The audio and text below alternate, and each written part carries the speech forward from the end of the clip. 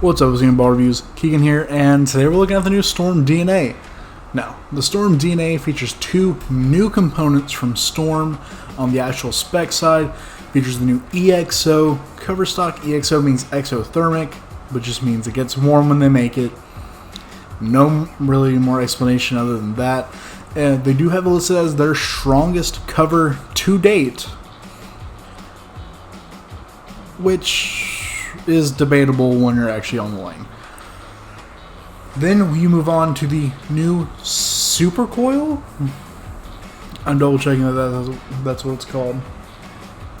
The new Super Coil weight block, which honestly may be their legitimately may be their strongest weight block to date.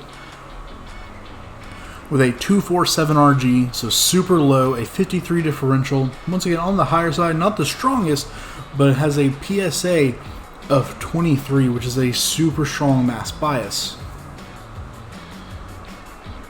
All that kind of combines together. It's supposed to be Storm's strongest ball that they've made. Should be, at least.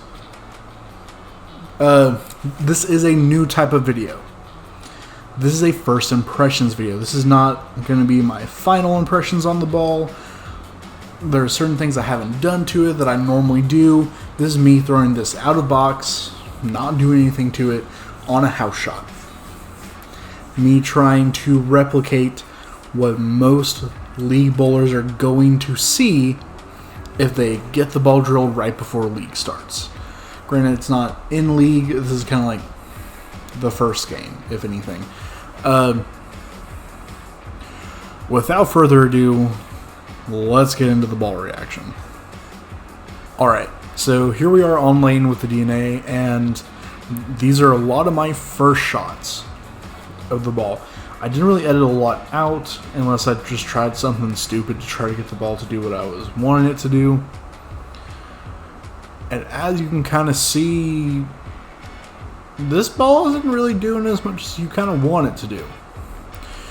As you can see there, I missed way into the friction and it really jumped, but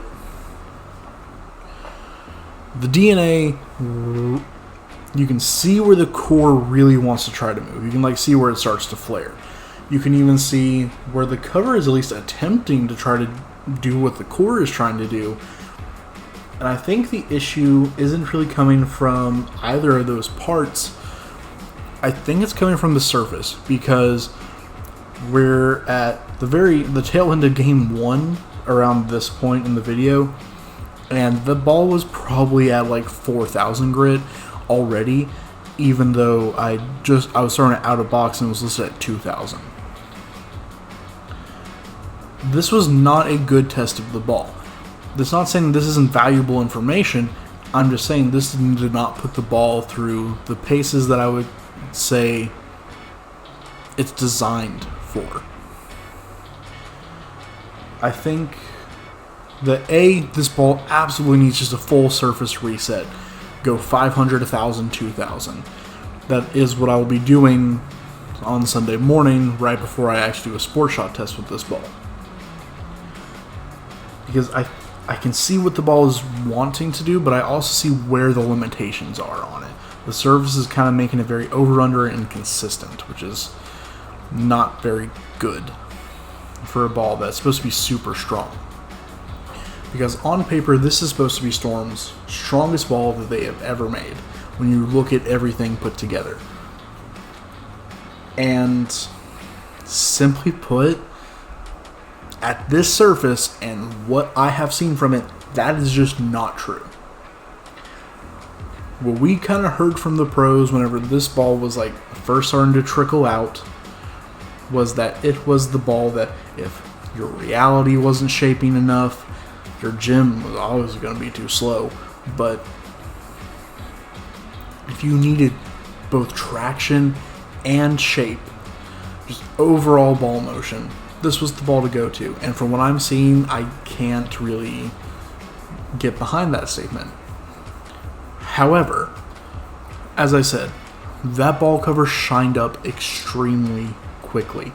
I don't know if that's an aspect of EXO itself, or if it's going to be an aspect of whatever surface preparation they have been doing.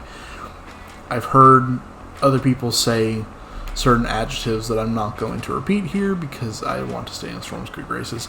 But it did just like, it slicked up very quickly. Like I said, started at 2,000 game 1. It felt like I was throwing something 4,000 going into game 2 and something like extremely lane shine going into game 3.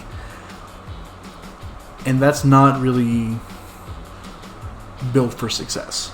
Like I said, I'm doing a full surface reset on this before testing. It'll actually be the day that this video comes out. I will be doing my sport shot testing on it with its full surface reset of 500, 1,000, 2,000. I think it's actually going to be pretty good. I don't actually know what sport shot I'm bowling on for this, which is kind of good. I'm not going in with any kind of preconceived notions, which probably will actually let me put the ball to its fullest test, which I'm looking forward to. But this was just my first impressions. This is not going to be the last video I make on the DNA. It's just kind of what I'm seeing right now. I have been OSIMA Ball Reviews. Oh shoot, I missed again. Hoping I miss y'all next time, which is going to be hopefully around Tuesday, because I have to work Monday, for that sport shot review of the DNA. Thanks for watching.